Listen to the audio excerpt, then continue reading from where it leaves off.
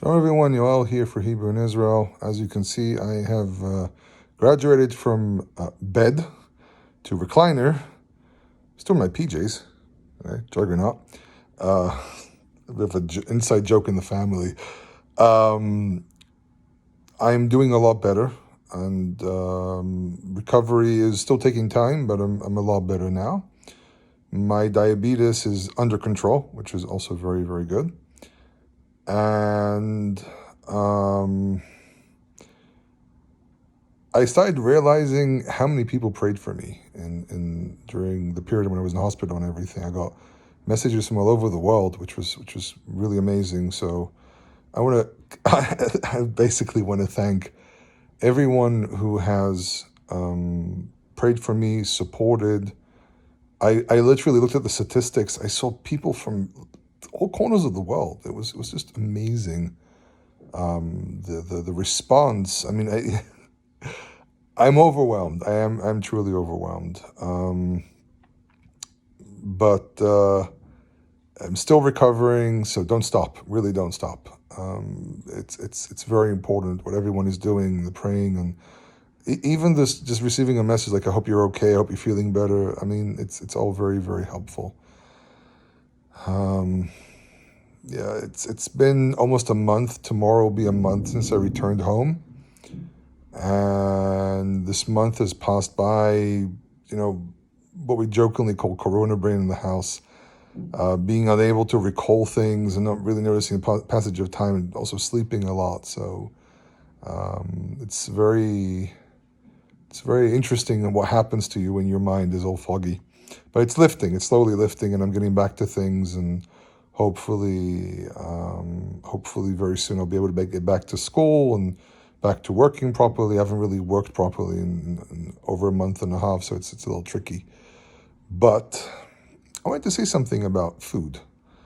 I've been struggling with obesity most of my life. When I was a kid, I was actually thin, very muscular, and due to certain personal things that happened in my life, I started eating incorrectly. I'm still struggling with it, even though I'm tall and very broad, but a lot of interesting things came up in the last couple of years, but also since the diabetes, I realized that don't eat because of emotions. Eat because you need to eat. And eat what the Almighty has really given us, not the garbage that we invent. I've been eating healthy for years now, but I've come to the realization that a lot of the stuff that we eat is not very healthy. I mean, even things that we think are healthy, like things which are like health foods and so on, they're not healthy. So I started thinking about the Garden of Eden, the Gan Eden, or actually it's the Gan Mikedem LeEden, Vaita Adonai Elōhîm Gan Mikedem LeEden. It's kind of funny that we call it Gan Eden or the Garden of Eden, even though it was east of Eden. So it's not really supposed to be called the Garden of Eden. And I started thinking about, what actually appears about eating and so on, and what people historically ate. And I once heard this lecture. Someone said, if it's in a package, don't eat it. It might have been Dr. Mark Heyman or something that said that. I don't remember. But he said, if it's in a package, don't eat it. And you know what? I've been doing that for over a month. My sugar has balanced out like you would not believe, and I've lost weight. Actually, someone jokingly said to me in the street, "Have you become taller?" And I'm like, I said, "No, I lost weight." We start giggling. Laughing is difficult. If I start laughing, then I'll cough for like 10 minutes straight, 5 minutes straight. Let's not exaggerate. So, really, the most amazing thing is that God created the world in a very, I would say, balanced and perfect way. We can perfect things. I think that the power we've been given is to perfect things. But when food becomes a sickness, when food becomes something that endangers your life, then it's not, you've taken away something from it. An apple is nutritious, but when you start making things that they call, like, was that thing they have in the United States, Apple Jacks or something? They start telling you, what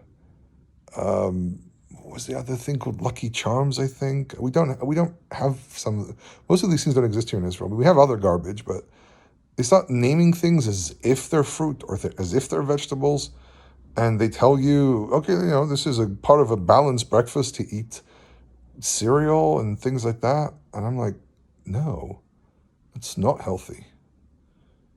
And I know there's a lot of people out there who come from a religious perspective, from a faith perspective, that I met throughout the years. I've also met people throughout the years, and I thought they were a little peculiar in the way they were thinking. But you know what? Now I have to confess that I was wrong. I was completely wrong. There's something to it. I'm not going vegan or vegetarian. I'm actually not allowed to. By doctor's order, I'm not allowed to go vegan or vegetarian. I tried going vegetarian years ago, and I did it with instructions and so on. It made me very sick, unfortunately. But thinking about, because I studied the book of Genesis years ago as part of my undergraduate, and I think that there's an interesting focus, a small but interesting focus on, you can eat everything in the garden, and he made, we can eat it. He says to Adam, you can eat anything in the garden and so on.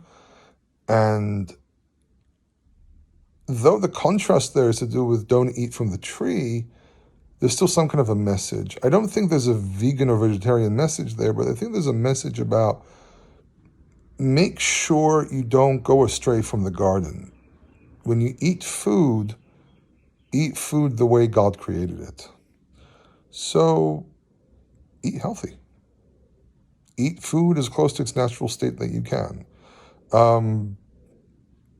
I think we should eat meat and fowl and fish and so on, and also grasshoppers when they're one of the 4 types which are allowed. But don't eat garbage. It's not good for you.